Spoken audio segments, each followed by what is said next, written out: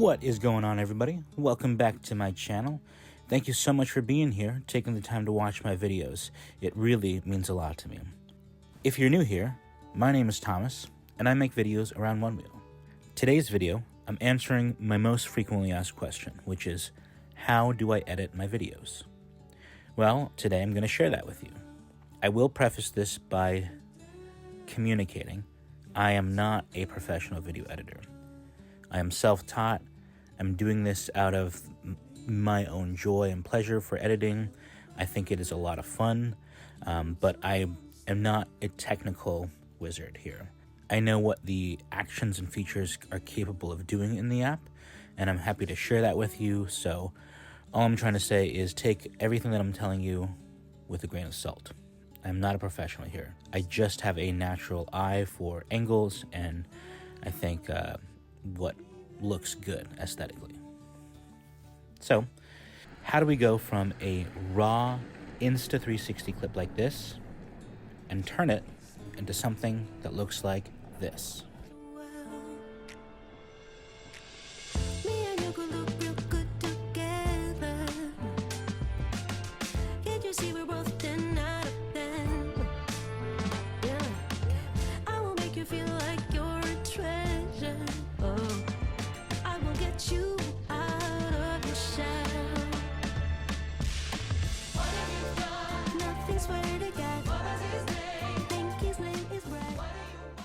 So, the big and most important thing that we have to learn is something called keyframes.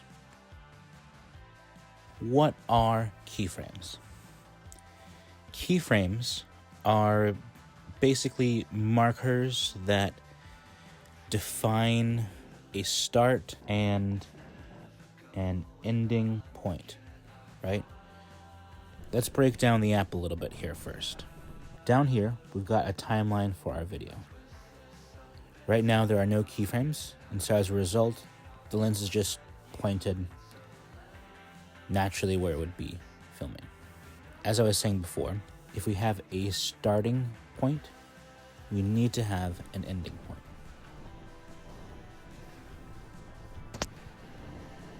But when we add a keyframe, we're actually now shown another mini menu. We've got Tiny Planet, Mega View, Ultra Wide, D-Warp, and Linear. All of these options are going to give us different perspectives, different camera angles, and different framing, and a different framing. So, it's important for you, the editor, to have an idea of what you want your video to look like. For me personally, I tend to hit D-Warp naturally. However, I also manually change the camera angles and the keyframes myself. Now, if this feels like it is a little bit too challenging, we also have the ability to do something called a deep track. The deep track feature is listed in the row below the different camera options. So in that row, we've got Instaframe, which is our own ability to change our framing. We've got movement. Movement is actually more of a transition type of thing. It will, as you can see, kind of push. It's pushing. I can freeze. I don't know. Movement is mostly for transitions. Viewfinder is where you are actually pointing, trying to find the right angle. So if you want to get something very specific, you can use the viewfinder. Then we have deep track. Now, if keyframing feels a little bit too complex, too complicated for you to try and do yourself, that's 100% okay. There is no shame in feeling that way. So don't feel discouraged. And Insta360 literally thought about this. So if you hit deep track, you see underneath it says drag to pick a subject. So I'll point my finger and I'll create a little rectangle around myself. Now I'm going to hit start tracking. Interesting. Sometimes it does a good job, sometimes it doesn't. Yeah, let's try and do this again. Deep track. I'm going to drag a rectangle, start tracking. There we go. That time it worked. For the most part, the tracking and the software is pretty solid. It does a really good job at doing what it's supposed to do. I think we just got a little glitch that first time round. So if you are feeling overwhelmed by creating your own keyframes, do feel free to try and use the AI tracking. Insta360 has done a pretty solid job at this tracking. I mean, look at it. It looks pretty darn good.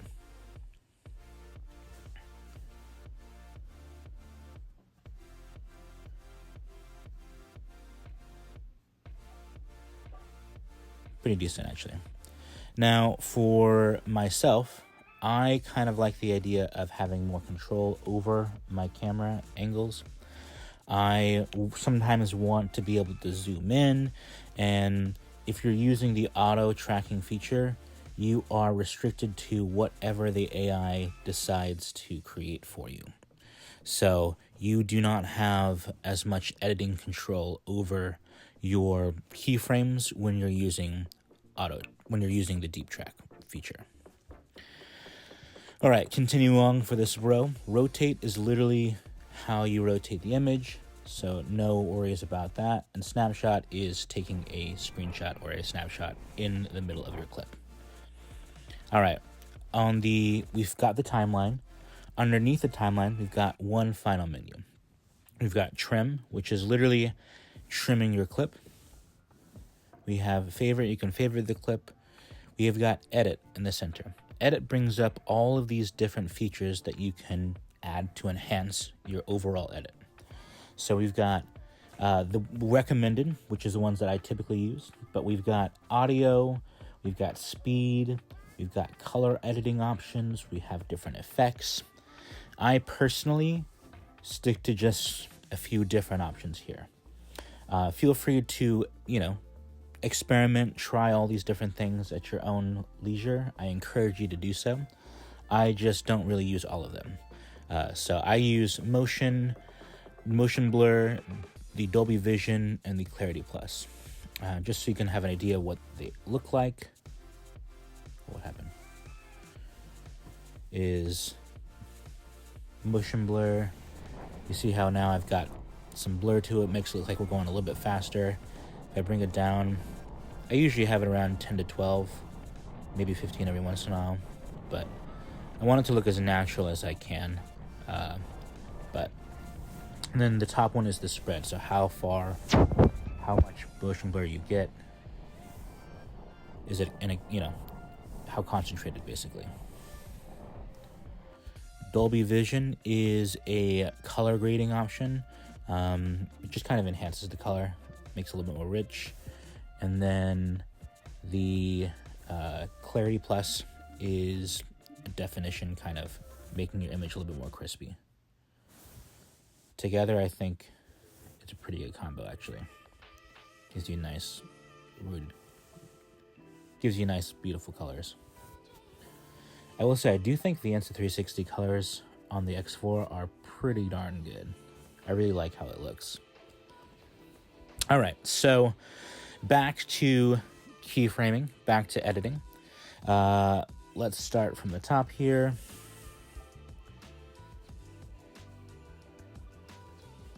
We're going to delete this clip. Although it was fun to experiment with, I don't really want to use the AI tracking. Let's set this first keyframe.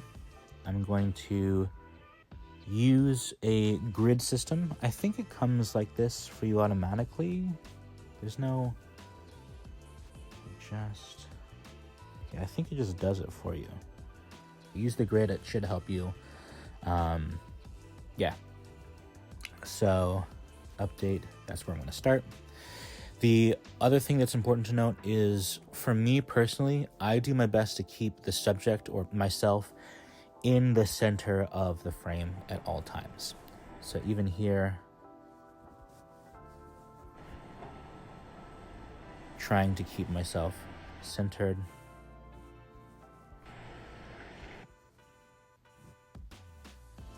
Sometimes it means zooming out a little bit, which is why, and again, it's important that if you want the videos to look a certain way, you're going to have to manually edit yourself. So I personally want to do my best to keep my board in frame at all times, because it is, although I am filming myself, it's really about the one wheel. So it defeats the purpose if the one wheel is not in the picture. Looks like my camera angle or whatever, the framing is at mega view. It doesn't look too warped, too fish-eyed to me. It looks kind of natural, which is nice. So I'm okay with how this is looking.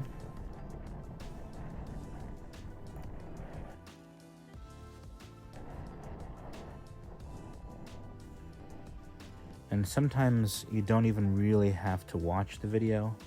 You can really push your way through if you know what you're trying to accomplish. And the more often you edit, the better you're going to get, and the faster you're going to get at editing as well. So although it looks like I'm kind of rushing through this, I'm not really. You know, I have an idea of what I want my videos to look like, and so I've done this a fair amount of times, so I have a little bit more confidence in kind of pushing through this part.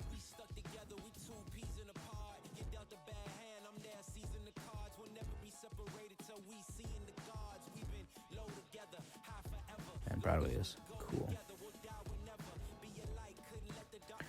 Now, since I'm zooming down, maybe I do want it to have some distance being created slowly.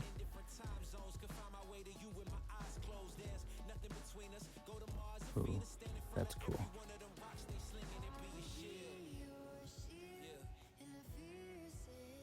But again, I have to be careful because I want to keep myself centered.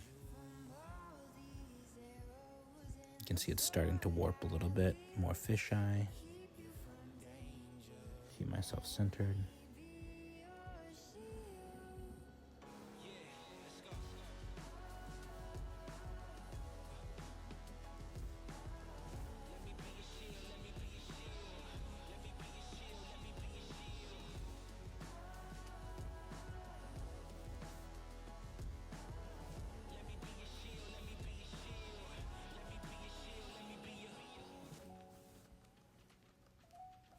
All right, we're looking good.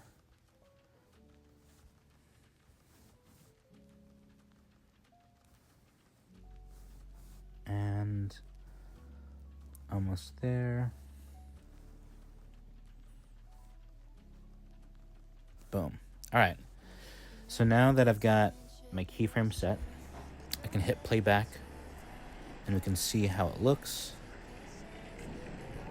I think it looks pretty decent, actually.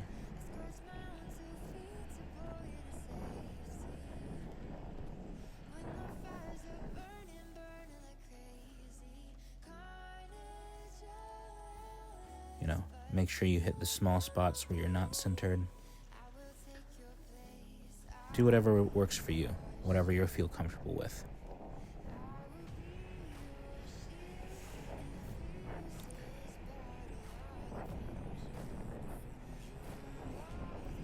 I'm liking the look of it so far.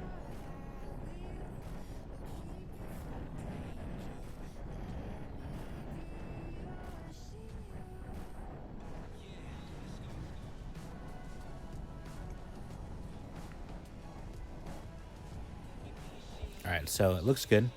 I'm going to hit the edit so I can get the features here. I'm going to add the Dolby Vision. Hit the Clarity Plus. Look at that, it's already looking better. I'm going to have the spread to 80. And I'm going to bring this to 12.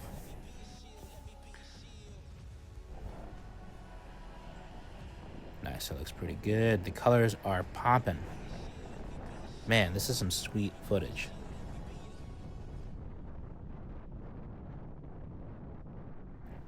Riding in New York is a lot of fun. That is for sure. You can get such a rush, such a thrill riding through traffic, through the amount of pedestrians that are there. New York City is a vibe, no doubt about that. Anyway, I hope that you guys enjoyed my editing video. I hope this helps you edit your videos. Remember, just like everybody else when they're starting out editing, know that your videos are gonna suck. And just like anything that you do, when you first started riding one wheel, you sucked. And there's no shame in that. There's nothing wrong with that. Your videos will get better the more you edit. So don't be afraid to edit. Don't be afraid to just post your videos. Share them with me. Share them with your friends, your family. The more you do this, the more comfortable you'll be with editing, and the better you're going to get at editing. And the faster you'll get at it too. So this is my third video I'm pumping out this week, which is actually pretty crazy. Now that I've got a little bit more time, I'm able to actually edit, which is fun. So until next time, thank you so much for watching my videos, supporting me, encouraging me. Feel free to drop a comment if you had feedback, if you have some criticism. Like I said, I'm not a professional video editor. I don't do this for a living. This is just for fun. This is my hobby. I love One Wheel. I love making videos about One Wheel and sharing and spreading the stoke. So if you're new here, if you want to see more videos, feel free to follow me, and I'll be continuing to make as many videos as I can. Catch you guys on the flip side. Peace.